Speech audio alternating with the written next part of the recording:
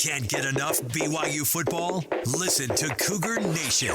Mitch Harper takes your calls Monday nights from 6 to 7 on KSL News Radio.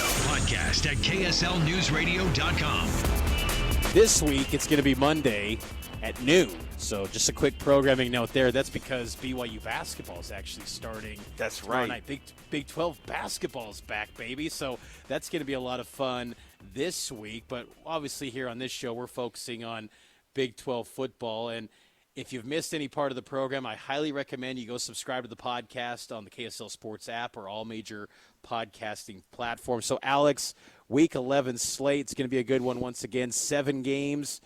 The chase to get to Arlington is heating up heading down the stretch. Yeah, and when you start to see some of these matchups, these next few weeks, because there's a heavyweight bout every week now, right? Where you kind of see these games and you go, ooh, that could be a tough one. And there's also going to be some upsets that are looming. Oklahoma State's having this crazy tear, but watch them lose a game, in the last week. That's the way that this kind of works. So right off the bat, when you think about the big one, of course, this week for BYU fans, if you're wondering, Iowa State comes to BYU. This has got to be an advantage of some sort. The Cyclones coming to Provo, having to play an 8:15 game. The late game, we haven't seen a lot of those this year, Mitch, but this is another edition of a late night game on ESPN. Hopefully they show out better than when they were on the Big Fox this week, thanks to the World Series getting over early. The entire nation got to see BYU get their butts handed to them. But Iowa State and BYU, hopefully that's a rebound for the Cougs, but they get to be at home, which was a big point that Kalani brought up this week.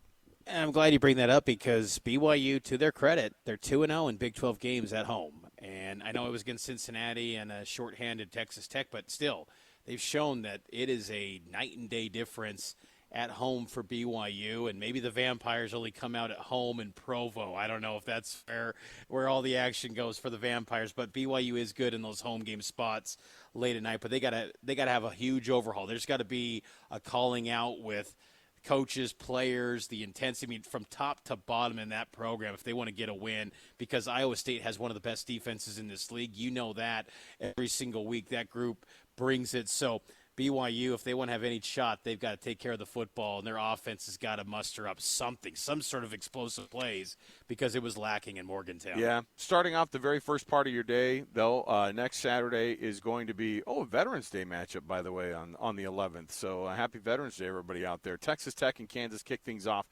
with a 10 a.m. FS1. No, I guess that'd be that's a 10 a.m. FS1 kickoff.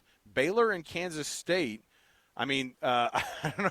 So right now, you look at those two games, you go, Kansas is going to roll, Kansas State's going to roll, and watch one of those is going to be an upset, Mitch.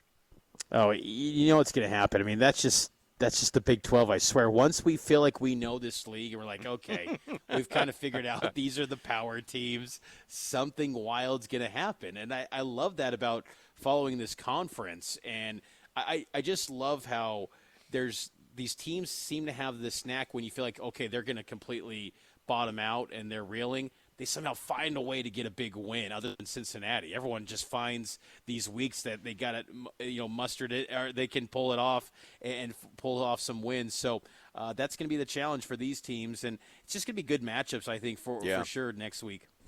Also on your Saturday, Oklahoma State, how can they follow up their Bedlam performance? UCF.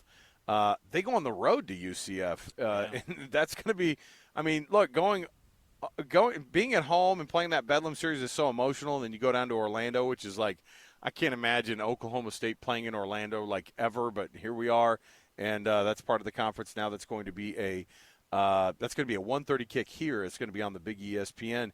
Watch out for Texas and whether or not there's going to be a hangover there against that Kansas State team this week, because they go to Fort Worth. And TCU is this kind of, laying in the weeds waiting to come up and bite you because, they have the talent there. And Sonny Dykes, I believe in that guy. But does Texas trip up against TCU? That's going to be on ABC. That's going to be your 5:30 kickoff for next week as well.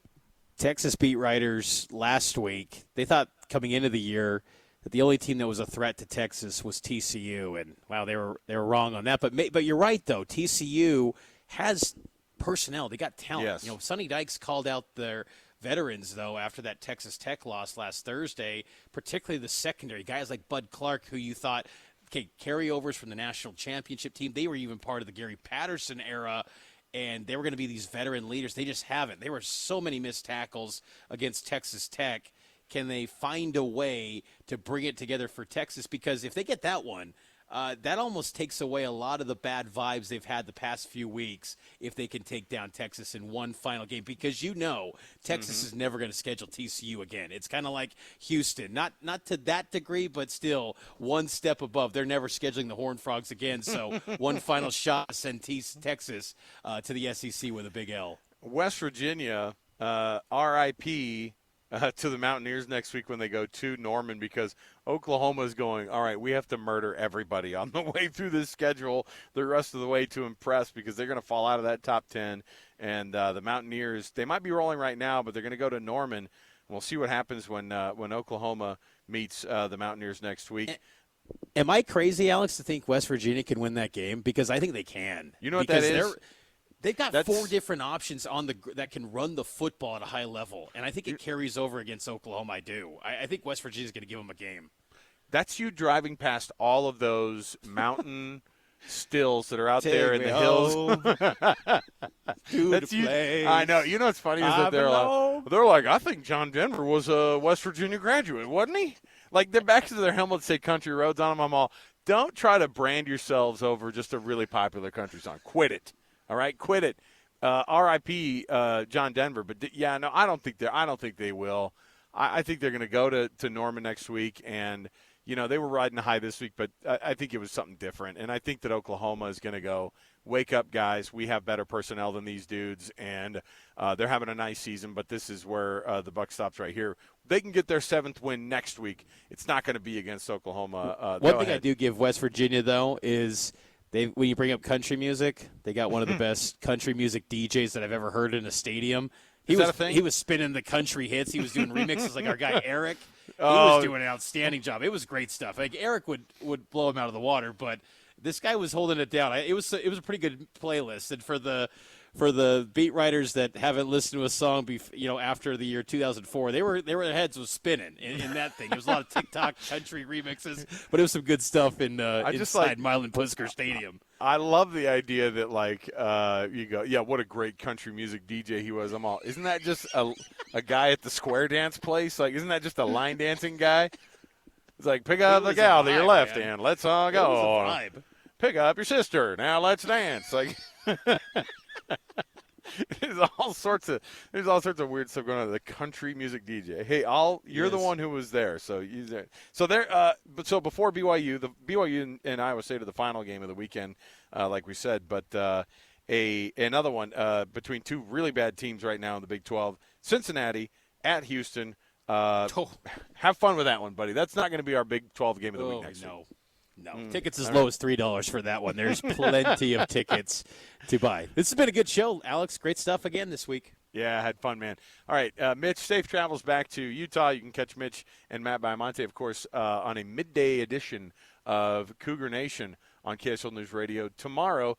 JJ and Alex, myself, and Jeremiah Jensen every day also on the KSL Sports Zone. So for Mitch, our amazing producer Eric, we bid adieu on another week of First and 12 right here on KSL News Radio and the KSL Sports Zone. See you next week, everybody.